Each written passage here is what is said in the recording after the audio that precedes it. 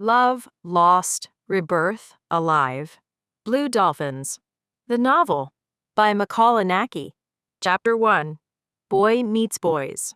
Episode 6. Pool Party. They piled into Jim's red Mazda convertible, a weathered but classic machine that suited the semi-tropical climate perfectly. In a land where locals favored rugged pickup trucks or practical family cars, the convertible felt like a defiant statement of style. They cruised toward Diamond Head, the engine humming as they transitioned into the emerald green quiet of Kāhala. As they wound through the beachfront estates, the ocean shimmered a brilliant, deep blue on their right. Finally, they pulled up to one of the most uniquely storied mansions in the islands, the Gingerbread House.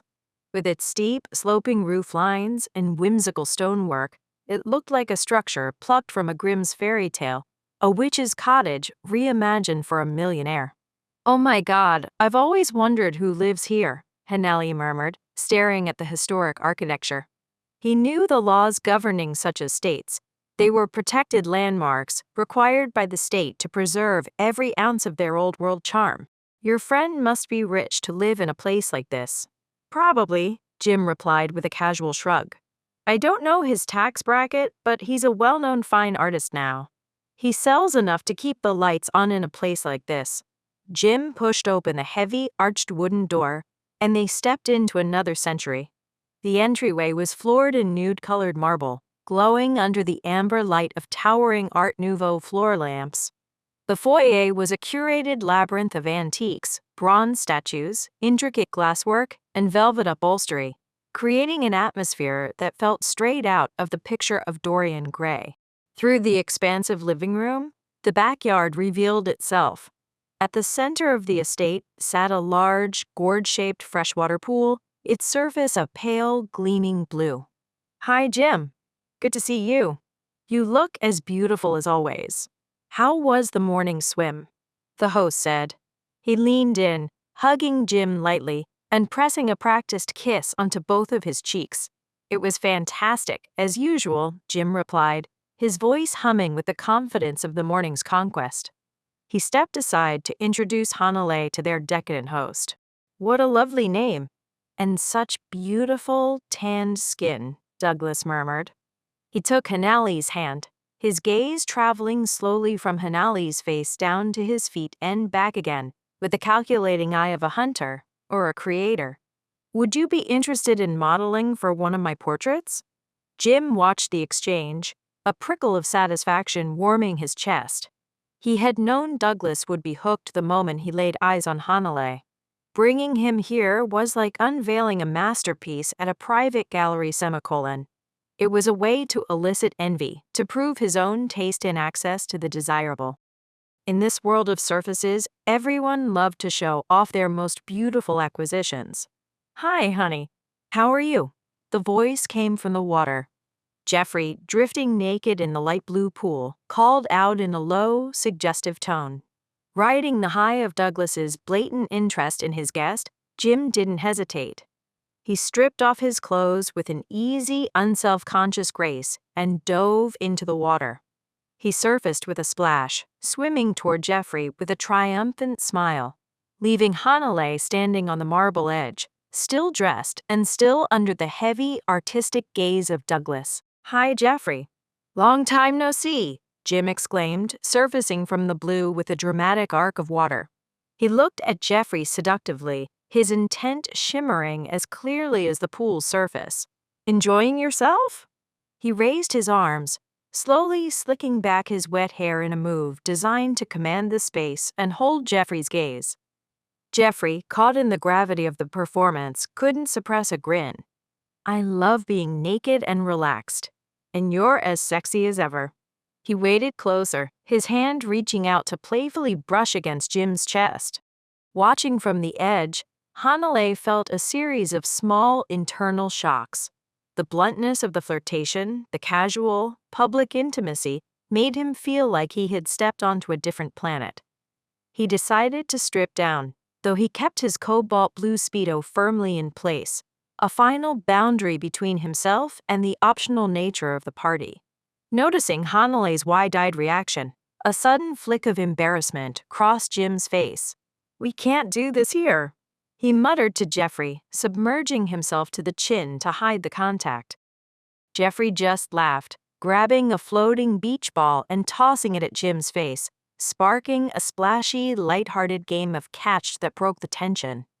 Hanalei eased himself into the bubbling warmth of the jacuzzi, joining Douglas and a tall, white man named David. He had barely settled into the jets before Douglas leaned in, his eyes sharp with curiosity. "So, are you dating Jim?" There it was, the inevitable interrogation. In the claustrophobic confines of this gay paradise, everyone was hungry for a new script. They wanted to know if this was a genuine romance, the kind Jim was prone to falling into and then discarding, or something else entirely.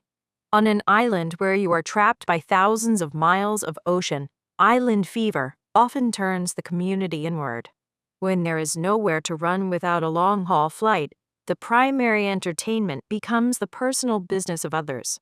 Behind the curtain of don't ask, don't tell, the flings, affairs, and heartbreaks of the neighbors become a mesmerizing soap opera that keeps the boredom at bay.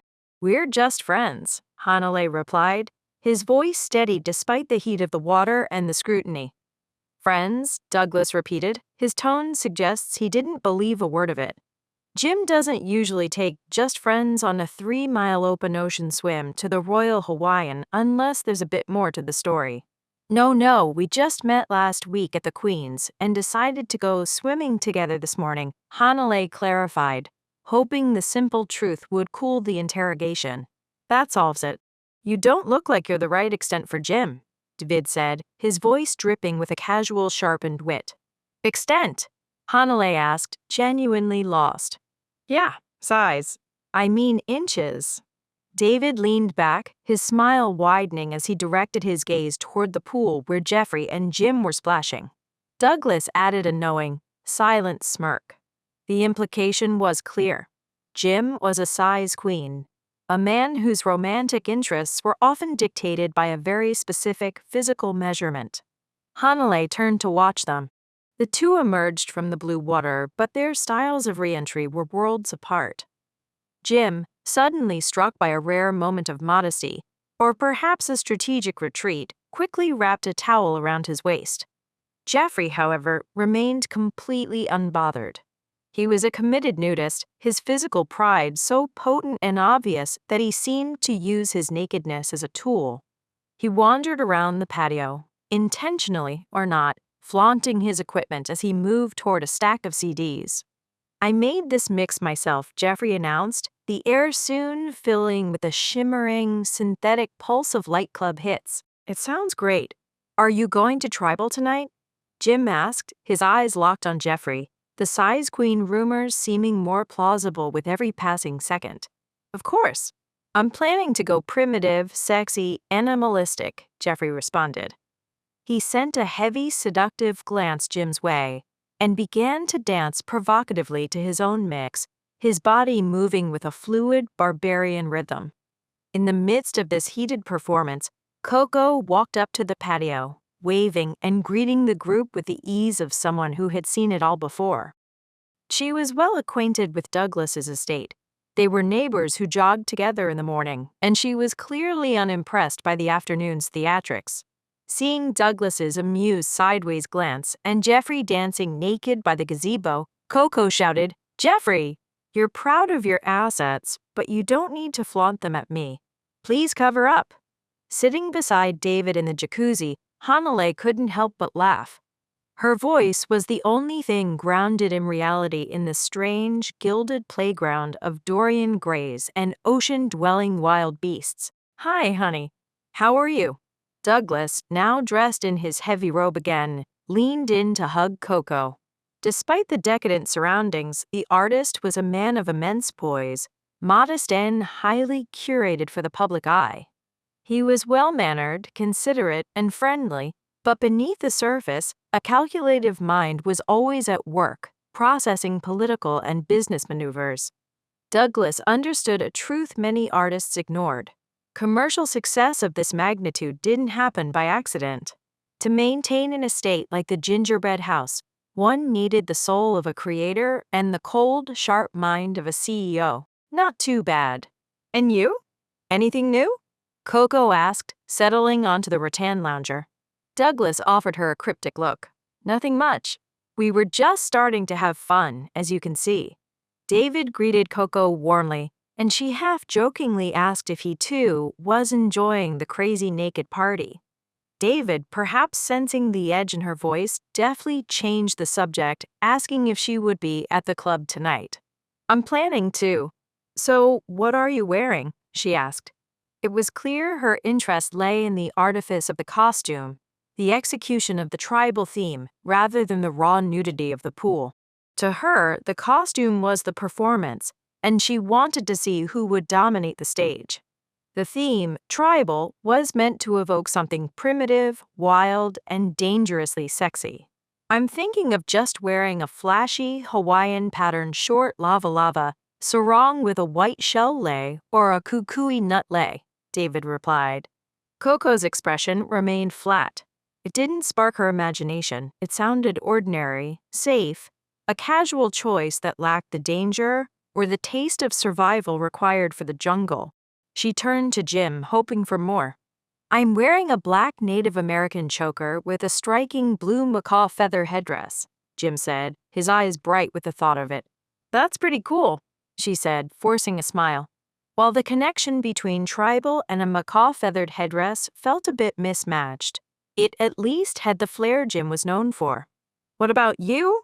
Jim asked, turning the question back to her. I'm going as Jane from Tarzan, a tight leopard print skirt and top, wild makeup, and jewelry made of bone, she replied, her eyes flashing with a bit of the animal intent she wanted to see in the others. As they chatted, Douglas casually produced a white, hand-rolled joint and began to smoke, the pungent, herbal scent drifting over the jacuzzi. In Hawaii, pakalōlō was as much a part of the landscape as the salt air. Even off-duty officers were known to indulge. While much of the mainland United States was moving toward open recreational use, Hawaii remained a place of forbidden greens and long-standing political stalemates.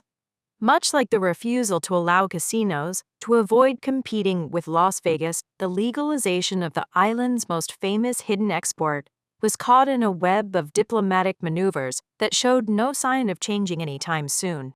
Anyone else want a hit? Douglas asked, his voice a low, melodic drawl. Almost everyone, including Hanalei, raised their hands. Douglas, Coco murmured, her eyes wide as she watched him. The artist sat back, holding the joint with an elegant, practiced grace. He looked like a star from a silent monochrome film, a flicker of Greta Garbo's mystery, or Marlene Dietrich's sharp, androgynous glamour. He met Coco's gaze with a heavy-lidded, glamorous smile, took a deep drag, held his breath until his chest tightened, and then slowly exhaled a plume of thick white smoke into the tropical air. Honey, I work daily with sketches and oil paints, accounting ledgers, and difficult printers.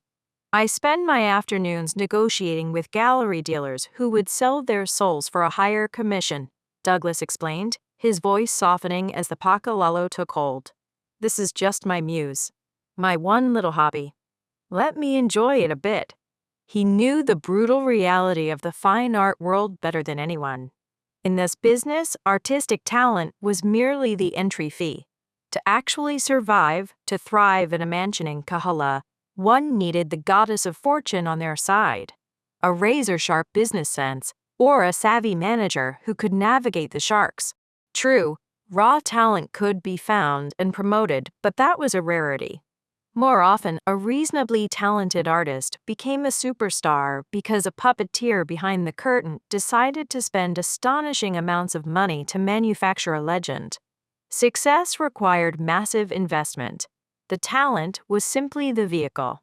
Without the hidden machinery working behind the spotlight, an artist could fall into obscurity in an instant. This is my muse, Douglas repeated, taking another puff, his gaze drifting. If you let me enjoy it, I can like myself just a little more. And then, he added, striking a dramatic pose reminiscent of Garbo's Matahari, We can all descend into the misty, sexy, sweaty tribal night together. He watched the white smoke dissipate into the sky, his eyes following the vanishing trails as if they were a map to the night ahead. Hanalei felt the first wave of the high settle in, a slow, warm vibration that made the blue of the pool seem deeper and the dungeon-like rocks of the morning feel like a lifetime ago. To be continued. Swim and listen to the historical gay drama in the center of the Pacific. We are releasing a brand new episode every single day until the epic conclusion of the story. Each chapter delivers a tight, hyper-focused 15 to 45-minute hit of cinematic historical drama set in the tropical islands of Hawaii, the perfect daily plunge into the shattered world a millennium after 9/11. Watch the cinematic video trailer. Listen to the full novel now. Bookmark Blue Dolphins.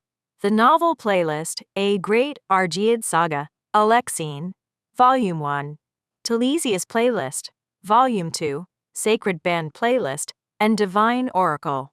Unwritten words behind my novel playlist. Subscribe to follow the waves and currents of Forbidden Paradise love tales. Comment below.